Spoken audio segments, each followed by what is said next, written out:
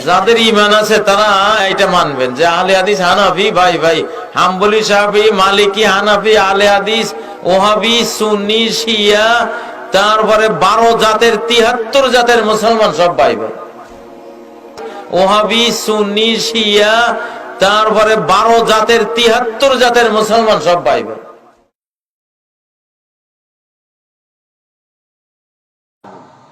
যতক্ষণ পর্যন্ত আপনার মানহাজ স্বচ্ছ না হবে ততক্ষণ পর্যন্ত আপনি সিরাতে মুস্তাকিম পাবেন না। অতএব আপনাকে মানহাজ বোঝার চেষ্টা করতে হবে। বিষয়টা আসলে মানুষ বলে, আমরা বইয়ে পড়েছি আল ইত্তেহাদ মাল ইখতিলাফ, এ সম্পর্কে বলতে গিয়ে ডক্টর মুস্তাদির সাহেব তিনি একটু এগিয়ে গিয়ে ভালো হতো, ঐক্যের কথা বলেছেন আলহামদুলিল্লাহ।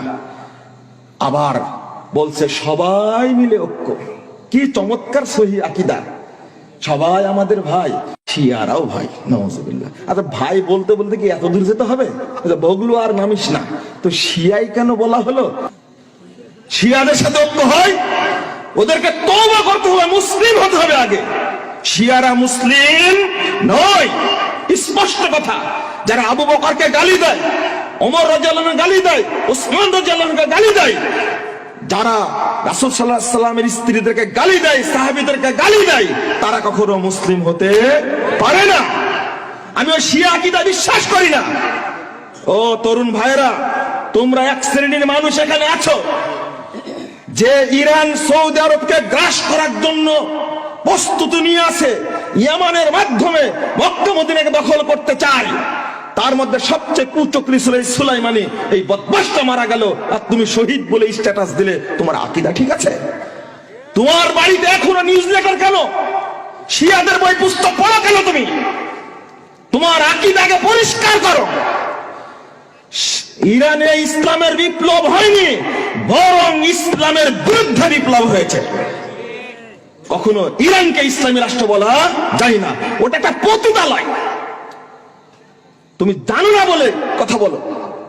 সাক্ষাৎকার আছে আমার কাছে একটা, বাপ নিজের ছেলের নাম রাখছে আবু বকর ওমর, মেয়ের নাম রাখছে আয়েশা, কোনো অপরাধ নাই। এই সুলাইমানি ইরানে যারা ছিল তাদেরকে তো মেরেছে, ইরাকে ধরে ধরে মেরেছে, সিরিয়ায় ধরে ধরে মেরেছে, ইয়ামানে দারুজ্জামান বিশ্ববিদ্যালয় বিশাল 25,000 ছাত্রছাত্রীর বিশ্ববিদ্যালয়, সবগুলো পুড়ে তামাতামা করে দিয়েছে। আর তুমি এই শিয়া হুতিদের পক্ষ নিয়ে তুমি কথা বলো, সৌদি আরবের সমালোচনা করো। তুমি আবার বলো আমি সহি আকীদার। তুমি সহি আকীদার না, তুমি সহি আকীদার দুশমন, তুমি সালাফিদের দুশমন, তুমি মুসলমানদের দুশমন।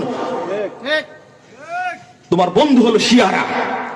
আমি বলছি না সৌদি আরব দুধে ধোয়া, তা বলছি না, তাদের অনেক ভুল ত্রুটি থাকতে পারে, কিন্তু এটা মাথায় রাখতে হবে হারাম আইনের দায়িত্ব তোমাকে দেয়নি, তুমি বেদাতি, দিয়েছে সৌদি আরবের লোককে। আলহামদুলিল্লাহ।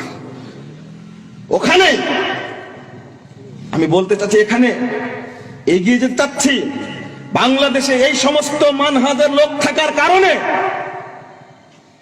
আজকে যেভাবে সিরিয়ায় সালাফি আলেমদেরকে হত্যা করা হয়েছে। আমার ছোট ভাই মুকাররম থাকতো, ইয়ামানের এক ছাত্র ফারেস নাম, তার সাথে আমার দেখা হয়েছে। মুকাররম বলছে প্রায় রাত্রিতে উঠে হাউমাউ করে কাঁদতো, দীর্ঘ 9 বছর ইয়ামানে যেতে পারিনি, কারণ তার ভাইকে মেরে ফেলে দেওয়া হয়েছে, 3 ভাইকে মেরে ফেলে দেওয়া হয়েছে, বোনকে মেরে ফেলে দেওয়া হয়েছে। বাপটা বেঁচে আছে, বাপ বলে বেটা তুই আসিস না, তোকে মেরে ফেলে দিবে। এইভাবে ধরে ধরে ইয়ামেনের সালাফি আলেমদেরকে মেরেছে, যুবকদেরকে মারেছে, নারীদেরকে হত্যা করেছে, সিরিয়ায় সালাফিদেরকে হত্যা করেছে, আলেমদেরকে হত্যা করেছে এই শিয়ারা। তুমি সুন্নি হয়ে শিয়াদের পক্ষ অবলম্বন করে ইরানের পক্ষে তুমি স্লোগান দাও, তুমি মুসলমানদের শত্রু, রাসূলের শত্রু। তুমি শরীয়ত বুঝার জন্য, শরীয়ত বুঝার জন্য আহলে হাদিসদের কাছে আসতে হবে। বেদাতি খানকায় গিয়ে শরীয়ত বুঝা যাবে না।